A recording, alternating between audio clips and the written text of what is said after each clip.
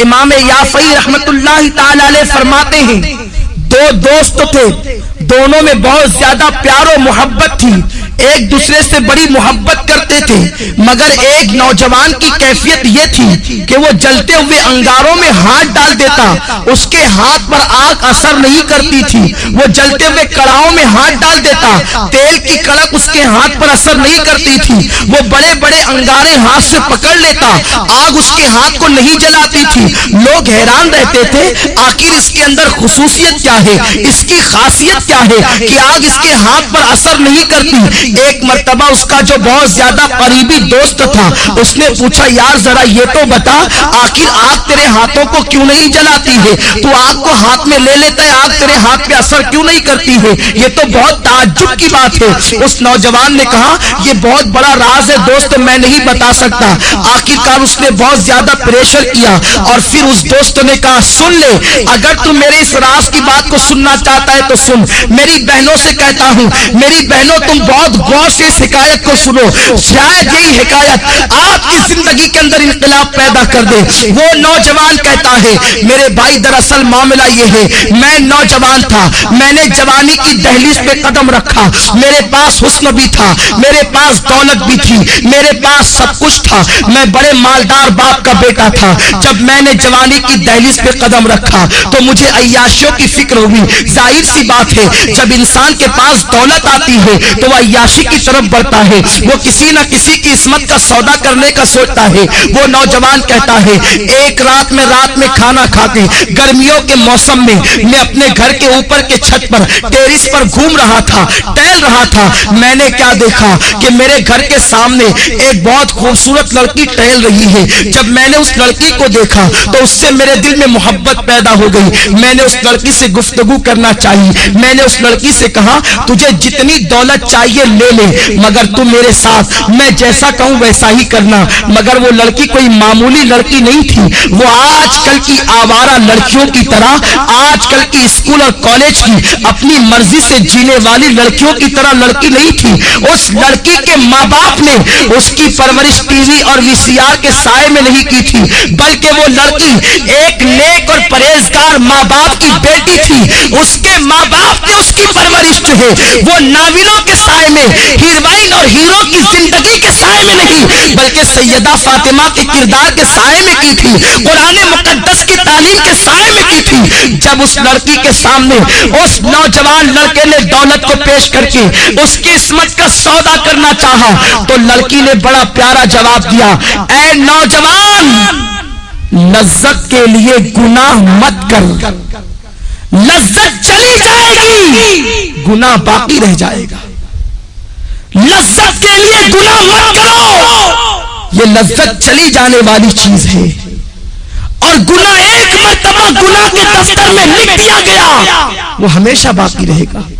وہ نوجوان کہتا ہے میں اس لڑکی کے پیچھے لگا رہا، وہ لڑکی مجھے اللہ سے ڈراتی رہی۔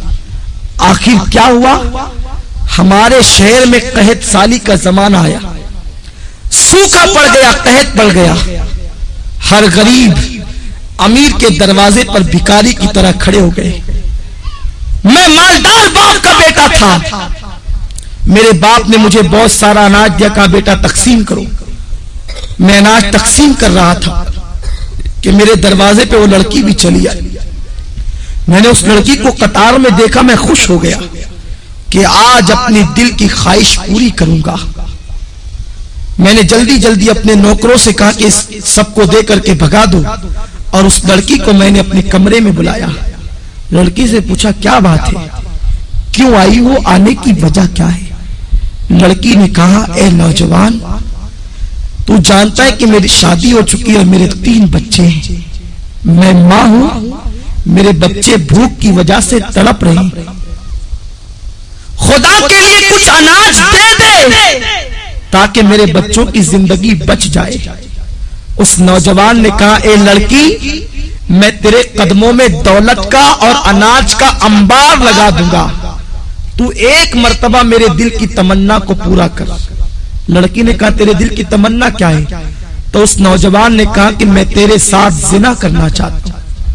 لڑکی لرز گئی اور کہنے لگی نادان اللہ سے ڈر، اللہ کے رسول فرماتے ہیں جب کوئی لڑکا اور لڑکی زنا کرتے ہیں تو ان کا ایمان ان کے سینوں سے نکل جاتا ہے، ایمان دلوں سے رخصت ہو جاتا ہے۔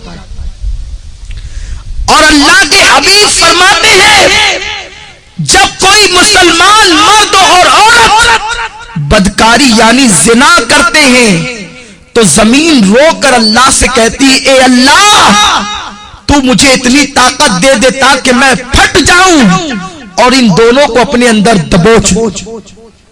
اتنا بدترین جرم ہے زنا، اللہ سے ڈر، تو کیا کہہ رہا ہے؟ اس نوجوان نے جواب دیا اگر تو میرے دل کی خواہش کو پورا نہیں کر سکتی تو میں تیری بات پوری نہیں کر سکتا۔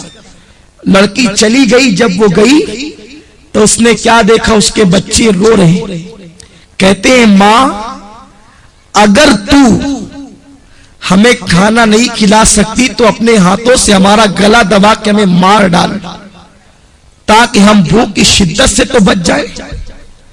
میری بہنوں ذرا سوچو، ایک ماں کے سامنے جب بچے زندگی اور موت کی بھیک مانگ رہے ہوں گے تو اس ماں کی ممتا نے کیا کہا ہوگا؟ لڑکی نے سوچا بچوں کی تین بچوں کی زندگی ایک طرف ہے اور زنا ایک طرف ہے، اگر میں زنا کر لوں اور اناج حاصل کر کے بچوں کو کھلا دوں میرے بچے تو بچ جائیں گے، بعد میں توبہ کر لوں گی۔ توبہ کا دروازہ تو کھلا ہے، اور یہ کہہ کے وہ چل پڑی۔ یہ شیطان کا سب سے خطرناک جال ہے کہ ابھی تو گناہ کرو بعد میں توبہ کر لیں گے۔ ہمیشہ سوچو تمہارے پاس گارنٹی کیا ہے کہ تمہیں گناہ کرنے کے بعد توبہ کا موقع ملے گا؟ کیا گناہ کرتے کرتے مر گئے تو کیا ہوگا؟ تو یہ مت سوچنا کہ گناہ کرنے کے بعد توبہ کا موقع مل جائے گا۔ اگر گناہ کرتے کرتے موت آ گئی تو کیا ہوگا؟ میرے آقا فرماتے ہیں جو جس حال میں مرے گا اسی حال میں اٹھایا جائے گا۔ اگر گناہ کرتے کرتے مرو گے تو اسی کیفیت میں اٹھائے جاؤ گے۔ تو بہرحال وہ لڑکی چل پڑی، مختصر عرض کر رہا ہوں۔ رستے میں آئی تو اس لڑکی نے سوچا کہ اگر میں گناہ کر لوں اور بچوں کی زندگی نہ بچے تب، اگر اللہ چاہے تو وہ کھانے کے بعد بھی مر سکتے ہیں، ضروری تو نہیں کہ کوئی بھوکا ہی مرے، کھانے کے بعد بھی بچے مر سکتے ہیں، تو بچوں کی زندگی کے لیے اپنی عصمت پر داغ کیوں لگاؤں؟ جس رسول کے صدقے مجھے عزت ملی، وقار ملا، زندگی ملی، میں اس رسول کا دل کیوں دکھاؤں؟ یہ سوچ کر وہ گئی اور نوجوان سے کہا میرے بچوں پہ رحم کر کے کچھ دے دے۔ تو اس نے کہا تو میری دل کی خواہش پوری کر، میں تیری خواہش پوری کر دوں گا۔ لڑکی نے کہا اے نوجوان کان کھول کے سن لے، اپنے ایک ایک بچے کو بھوک سے تڑپ تڑپ کر مرتا دیکھنا تو گوارا کر لوں گی، مگر نبی کی نافرمانی نہیں کروں گی، کبھی گناہ کی طرف نہیں جاؤں گی۔ یہ کہہ کر وہ لڑکی پلٹ گئی اور آ کر حضرت فاطمہ کی سنت کو ادا کیا، وضو کیا اور سر سجدے میں رکھ کر کہتی ہے مولا تو نے کہا ہے گناہ سے بچنے کے لیے میں بچ گئی، اب میرے بچوں کی زندگی بچانا تیرے کرم کا کام ہے۔ ادھر یہ دعا کر ہی رہی تھی، ادھر دروازے پہ دستک ہوئی، دروازہ کھول کے دیکھا تو وہی نوجوان اپنے نوکروں کے ساتھ کھڑا ہے، اس کے ہاتھوں میں بہت سارے روپیوں کے تھال اور اناج موجود ہے، کھانا موجود ہے۔ لڑکی نے کہا کیا بات ہے، کیوں آئے ہو؟ اس نوجوان نے کہا اے عورت تو غریب بھوکی پیاسی ہو کر اللہ سے اتنا ڈرتی ہے تو مجھے مالدار ہو کر اللہ سے کتنا ڈرنا چاہیے۔ میرا دل تیرے تقوی اور پرہیزگاری کی وجہ سے بدل گیا، آج کے بعد میں تجھے اپنی بہن مانتا ہوں، سارے ناپاک ارادوں سے میں نے توبہ کر لی، یہ لے میری طرف سے تحفہ قبول فرما اور اپنے بچوں کو کھلا دے۔